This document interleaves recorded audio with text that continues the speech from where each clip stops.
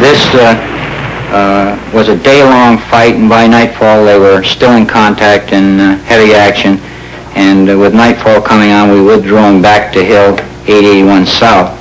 We had plans to go out the next day, but then on the morning of the 21st, about 0500 in the morning, the base received heavy mortar, rocket, and artillery fire.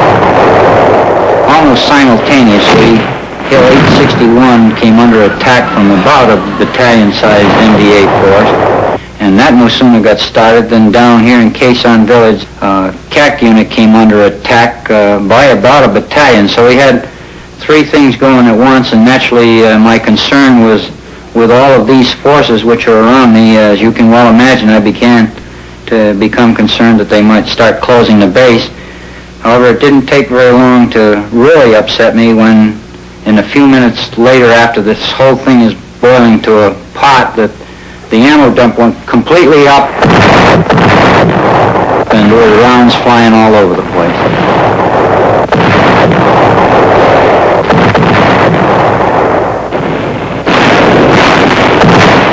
The siege is on. The North Vietnamese launch a massive artillery attack. The Americans counter with record airstrikes and artillery, and the B-52s start their aerial bombardment. U.S. commanders predict a major North Vietnamese offensive just before the Lunar New Year on January 30th, or just after it. This could develop into the biggest confrontation of the war. The weather is on the side of the North Vietnamese. Communist gunners time their attacks to take advantage of the mist closing in on the airfield that hampers American planes from striking back. January 29th. American intelligence reports presence of a 4th North Vietnam Regular Division in the KHE SANH area, bringing the total estimated enemy strength in the area to approximately 40,000 regular troops. Half of these appear poised for the attack on the garrison. General Westmoreland positions his reserves of about 15,000 Army troops plus a 5,000-man Marine regiment at Phu Bai, about 60 miles southwest of KHE SANH. In early February, the enemy again tried to take the 861 complex. However, this time they made an effort on its twin sister 861A. The attack on that hill was repelled through the use of not only the supporting arms, artillery, air, but also, as with every other attack on the perimeter, by the organic infantry weapons, the 81 millimeter mortars, 3.5 rockets, M79, machine guns, and mines, and every other weapon available to an infantry battalion. February 10th. The North Vietnamese Communist Party newspaper boasts that the U.S. faces a defeat as disastrous as that suffered by the French at Dien Bien Phu. There is growing concern over the fate of the Marine garrison, as the U.S. press also revives the specter of Dien Bien Phu. At stake now is more than a key military stronghold. The Communists are out to inflict heavy casualties on the American troops with a major victory, so that the U.S. would enter negotiations on terms favorable to Hanoi. The Battle of KHE SANH. This was a very traumatic experience for the American people, but I never had any real concern about KHE SANH.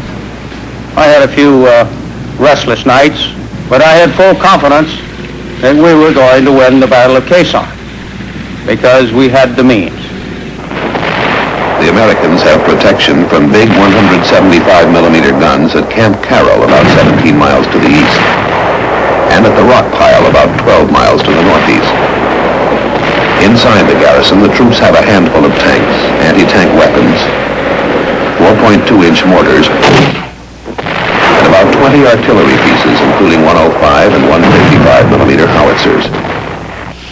But their secret weapon is their air power. Fighter bombers of the Navy, Marines, and Air Force, capable of mounting 600 flights a day, plus the terrifying power of B-52 bombers that can drop 500 and 750-pound bombs on 50 bomber runs a day. And then there are the supply planes, giant C-130s and 123s that build a lifeline through the shrapnel-infested skies to keep the Marines supplied with food, ammunition, medical supplies, building materials, and mail from home.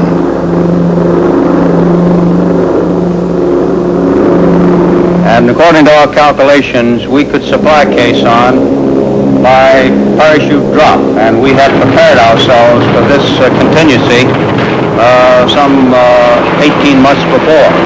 During the ensuing period, I had required the commanders to rely from time to time on aerial resupply to practice the system and get the pilots accustomed to dropping these supplies in all weather conditions.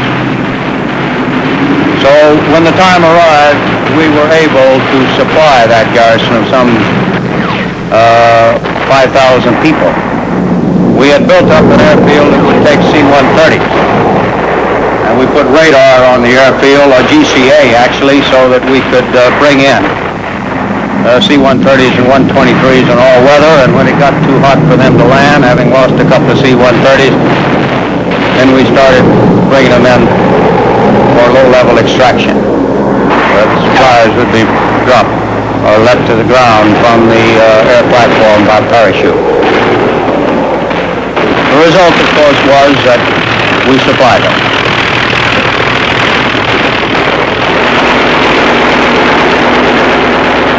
February 13th. Marine casualties mount when a U.S. Marine platoon is ambushed by the Viet Cong 800 yards outside the barbed wire.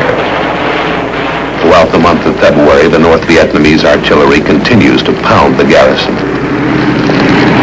Some of their guns are apparently dug into the caves across the Laos border 10 miles away, believed to include 130mm and 152mm guns and rockets.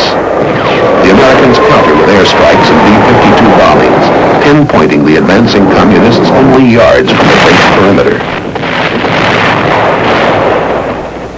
The Marines were told to button up. I told them to confine their patrols to close-in patrols for their own security, because I did not want them venturing too far afield where men would get killed and wounded or lost, so that we could not afford to put our firepower in the area where we knew they were located. And we started pouring it on. And that's the thought that came to mind when I call this Operation Niagara. And this is exactly what happened. The bombs fell all the month of February and all the month of March. Arc-light is the code name for these terrifying bombs. Coming in at 20,000 feet and literally destroying the target area with their 500 and 750-pound bombs. The North Vietnamese troops are forced to dig in, keep their heads down, and concentrate on avoiding being scorched by napalm or pulverized by the bombs. When bad weather comes, and at night, they bomb by radar, pinpointing their targets by means of a ground-controlled system called Sky Spot. February 22nd. Troop movements have indicated that the enemy is massing for the long-awaited attack.